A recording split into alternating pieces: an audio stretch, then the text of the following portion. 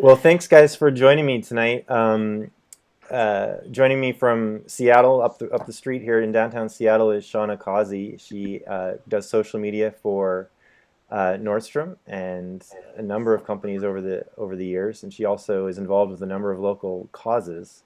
Her last name is very appropriate.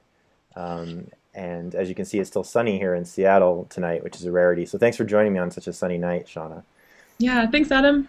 And then from Columbus, we've got Sean Malarkey. He's an internet marketer, an entrepreneur, a Twitter trainer, blogger.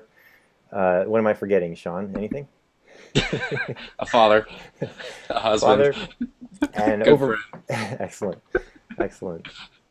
And then Kathy's here tonight too from Seattle. She's a senior lecturer at UW, the University of Washington, my alma mater in digital media, and knows more than Hangouts just in the 5 minutes we've been getting set up here than I did. So thank you, Kathy, for the intro.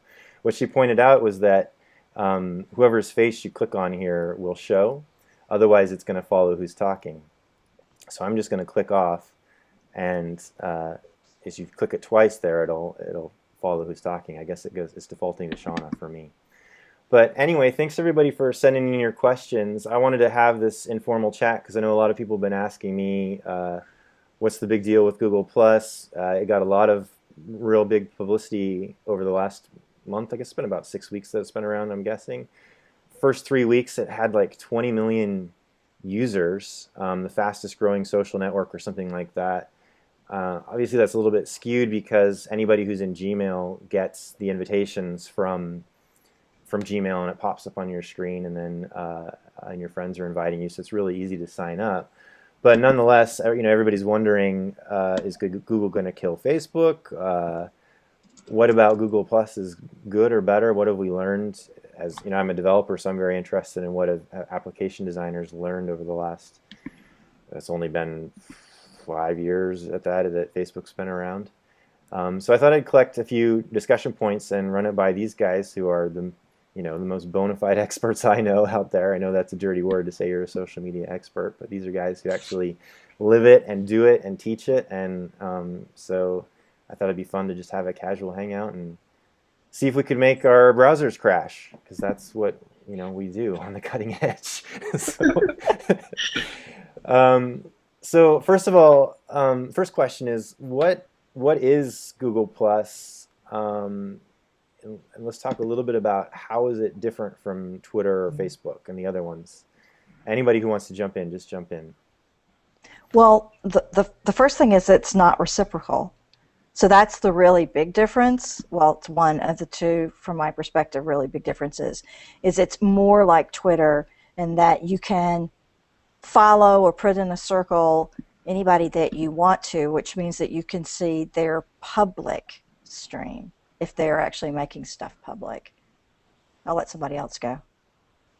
I think it's a good observation. One of the things too that it is different is it doesn't have a messaging system, which I can't decide, Adam, and for the other guys here, I can't decide if I like that or I don't like that. But I definitely don't miss all of the messages that I don't care to get. And for me, personally, it seems like a stripped down Facebook, but a lot more like Twitter in the sense, that you can, like you were just saying, that you can follow other people, follow their public stream and get their information. It's not inclusive or exclusive, I guess, in that regard. So I like it for that perspective.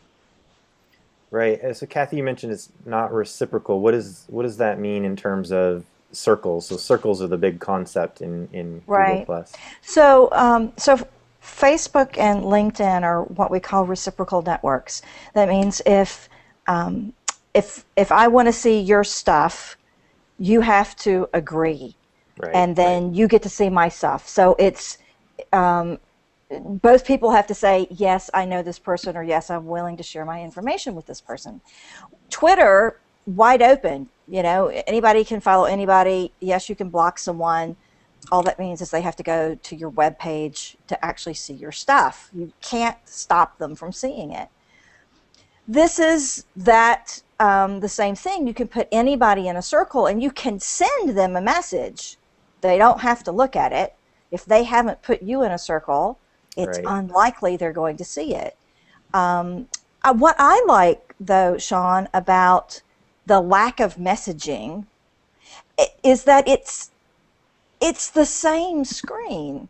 So if I want to send a note like Adam did to 3 or 4 people, you just put their names in it like an email. It's the same screen as you do anything else in, and then you just have to make sure that all of the people that you sent the last post to you have erased from that bar, and then you hit post. I mean, I kind of like that. Yeah, I mean, it's worth noting that that's how I organized this little hangout that we're having. We'll talk about the hangouts in a second, but so I posted once, and I just tagged 6 people who I wanted to invite, and only those 6 people saw it. And then we could correspond on the comment thread there about questions we should talk about or who can make it, etc. And then I posted again for everyone saying, I'm going to have a hangout and we're going to discuss questions. What are your questions? And to the rest of my followers or the other people that have me in circles. And so yeah, it's completely separate for everybody else, but one stream for me, which was convenient. Yeah. Here's and just to kind of, I guess, counteract that or go against it. Honestly, Adam, I didn't even see the post. Like, I have a lot of stuff that's shared with me, and so I missed it. And I had to go to your wall tonight to find it. And if we had a messaging system, I probably most likely would have seen it. Right. Yeah, I had a little bit of angst about that. I mean, because I would have had to. I didn't take the step to go find everybody's email or send a calendar appointment. I was thinking, oh, did everybody see it? Did they see the time? Right. And being that it's integrated with my Gmail, that seems like that should have been easier. There should have been a checkbox, and I have seen a checkbox appear in a few places where it says, "Would you like to email them?" They're not on Google Plus, but since you were all on Google Plus, it didn't give me that option. So I think Google's probably hoping that Gmail is their messaging for the social network platform. Yeah, but of course, not everybody's on it, and yeah, that did give me a little bit of hesitation and wonder if you all had received the invitation. And that's actually how I looked it up. I just went into my Gmail to remember, Adam, what you said, and it was really easy to find. I think that's a key point, is if you are using Gmail, it's a great experience having everything in one place. And whether it's search, whether it's going on to look at what your friends are doing or share updates, and then having email right there, I think that's one of the reasons I hear people really like Google+. Right, I see. So what are some of the circles you guys... Sorry, go ahead. It's also one of the things that we have to be wary of.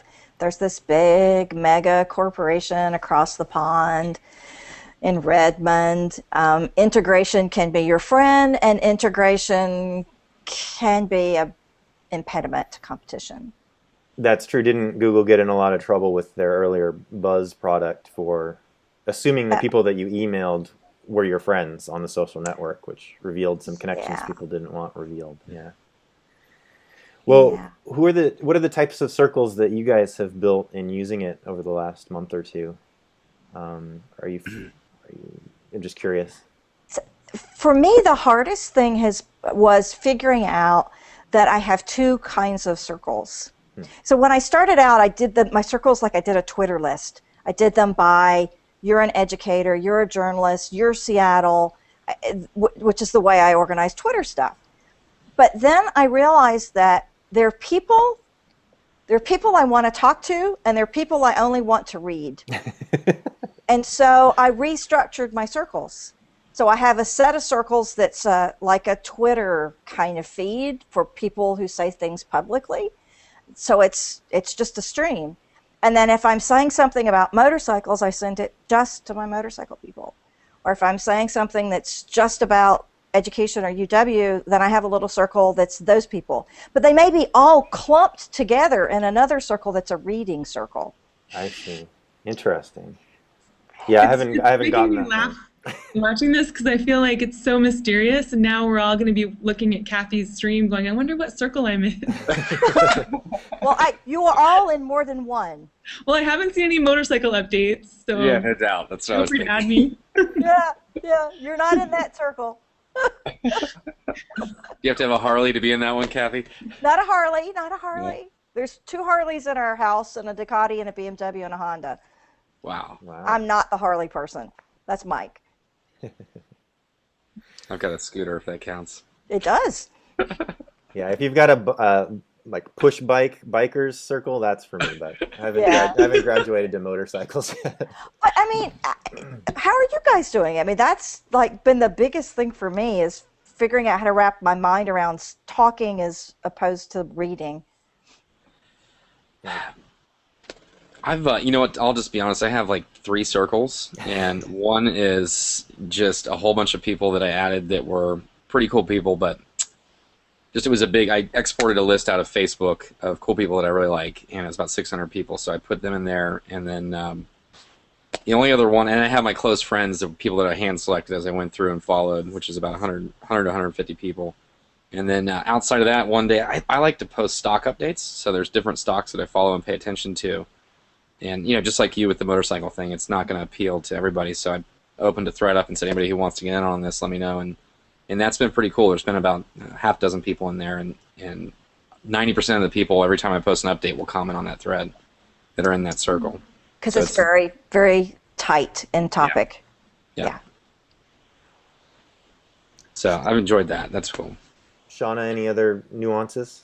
Yeah, well, I went out of control, I think. I feel like I need to simplify. I have about 20 different circles, and I guess the things that might be different for me, I don't follow celebrities at all on Twitter or Facebook unless they're funny or there's something unusual about them. But I do on Google+, which is different for me. I have a celebrities or like famous, I call it famous people circle, because I'm actually seeing that they're adding some updates that I'm finding useful, even though I don't intend to connect with them.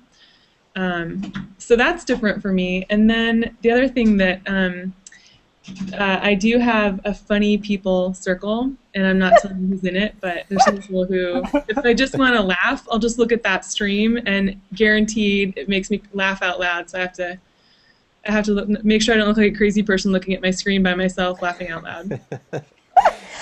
You know, I have a celebrity circle too. Most of my celebrities are science fiction related, but I don't do celebrities on anywhere else. But yeah, I have found it interesting to see the early adopters in this space in that very high profile, and not Ashton Kutcher type, but yeah, it's kind of interesting to see how they're using this. Yeah, I've similarly, let's see, so I've got one big pool of following and one big pool of followers, so I'm just kind of trying to be a little bit scientific about how people discover me and what proportion of the people that I follow me back. I'm not seeing the kind of return on investment, quote unquote, that I got on Twitter from following, but I am seeing that the more I follow seems to recommend me to more people. I don't have quite, you know, what the percentage is. It seems like less than 30% following me back in its early days. And then I do have a circle for family. I love to use Google's photo sharing app because it's hooked into iPhoto, so I'm finding it easy to share with family, although only a couple of us are on there yet. And I liked Shauna's comment about the funny circle because for whatever reason, on a new social network, I've been more liberal with the cat and dog, you know, stuff, and it's just doing great. Like the internet always comes back to the funny cat videos. It was, you know, cats DJing, and then I had one where it was dogs shaking their faces, like, you know, and it was super slow photography or whatever. And those have by far gotten the most likes, the most reshares, and whatever. So I don't know. I mean, at the end of the day, it's all just about the funny cat photos, it seems like to me. One of the things that I'm doing in terms of serendipity or trying to expand the kinds of information that I get is, you know, Google had that thing where it made suggestions in the very beginning. You might want to follow this. I mean, I haven't looked at that in like centuries. But I went through and I specifically looked at women because I thought women who are early adopters could be an interesting group of people to follow. And so I set up a circle. It is called Following Women, right? And I may never, I mean, I might never move them into another circle, but it's like a subset of following. And if then when I see in the notifications that women that I don't know have followed me, I'll look, do they look interesting? Are they posting something, sorry, other than cats? I'm just like not interested in funny cats and dogs. Then I will put them in that category. And so I've built up, I mean, I've met, quotes, met some amazingly interesting people that I would not have otherwise. Right. Well, it's interesting that, I mean, you're a power user, obviously, Kathy, but that the way Google is structured, it allows you to create these sort of social experiments and have your own circles and all Yeah. that. I think that in and of itself is a fascinating, fun pastime for people to manage their, people, I mean, as a developer, another thing that people love to do is pick out their top friends and look at the photos, right? So it's an app that's all about photos or all about people is bound to be more viral and more engaging than other stuff. And FYI on the experiment, so I have a student who's experimenting, and he's been taking that Google recommendations and putting people in a circle, 100 people at a time. Yeah. And like in a big block, and then he's doing what you're doing. He's looking to see how many of them follow me back. Right. The interesting thing about that is because Google makes those recommendations based on other people in your network. Google recommended about, I don't know, 50 of my motorcycle friends to him in the same block. And so he added them, right, in a block. And then on my motorcycle list, there comes this question: who's this guy? And before I got a chance to get in and answer, someone had said something sarcastic about, well, we know where he found us, right? Right. So I got panicky. I thought, oh my gosh, it's like, or did he like look at the people I'm following and check them off? Or so I went in and hid in my motorcycle account. I hid who I follow, thinking, okay, I'm helping protect this part of my life. These people don't want to be public. They don't like this part of me that's, out here talking all the time. And then I realized it, then he told me it was the Google algorithm. And I realized that my hiding doesn't help at all. Because Right. Google So, knows. yeah. It's advertising your social network whether you want to or not, based on the fact that you've Exactly. organized it. Yep. Interesting. Very interesting. So, I mean, sort of on that note, one of the other distinctions, I didn't quite follow all of the headlines a few weeks back, but there was this question of whether or not you're required to be who you say you are, to use your real name. What was the outcome of that? I think it was that Google's enforcing this now, that you have to be that person, just as Facebook does. They have a team that shuts down accounts that look fake or accounts that look like businesses. Is that what you guys have heard as well? Yeah. That's what they said. Was it last week? Or yeah, I think it was the end of last week. Basically, they said they hadn't changed their policy, and I think their policy's wrong. And I've written about it quite a bit. And Facebook's real name policy is a joke. A joke. Yeah, Facebook's too big to even monitor it. I actually had one taken down yesterday. It was a fake account set up under an executive that I know, and I ended up being able to see the wall, and they were posting inappropriate things, and so I asked Facebook if they would take it down. They were actually using the image and name of this person. I see, in their name. Yeah, and that's not what I'm talking about when I say it's a joke. I say it's a joke because, like, when I've gotten spam on my Facebook page, when I've done things that may have been controversial or whatever, the spam that comes through is from people who have made up names, and they have made them up in a very creative fashion. I have some screenshots. The names of their universities and all sorts of stuff that's just clearly fabricated. Right, with 750 million users or whatever it is now, there's no way you can keep up with them all. Yeah. And yeah, I mean, it's a big question on the internet, is whether or not you are required to be a real person or whether you can be anonymous. Is a very different social dynamic. Twitter, obviously, you can take on whatever name you want. Facebook requires you to be who you say you are. Whether they can accurately enforce that or not is another thing, but it does lead to less spam, I've noticed, on Facebook. There's a difference between having a pseudonym and being anonymous. You have a pseudonym on Twitter. You're not anonymous. You have a pseudonym. Anonymous is being able to go in and say anything and never having it tracked to you. Right. Okay. Well, so let's shift gears a little bit. Actually, I want to just take a real quick break and stop my screen recording to make sure I'm not filling up my hard disk here.